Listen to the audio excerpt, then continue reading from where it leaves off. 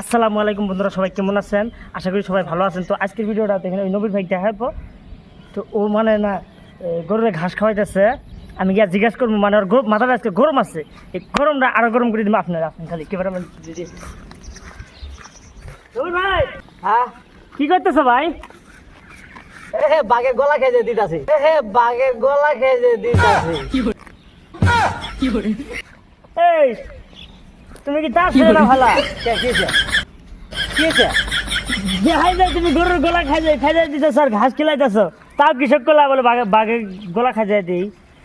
তোমার বাতা সান্না না গরু তেল জিজ্ঞেস করা নেই কি করো?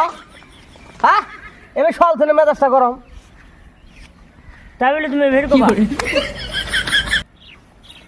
দেখাই যায় গরু, ওটা আবার তুমি বাঘের কথা কি বলছো? এই তুই দেখছিস যে ওটা গরু, তো কিসে কয় না গে, তুই কি করো? আপনি তো গরম তোমার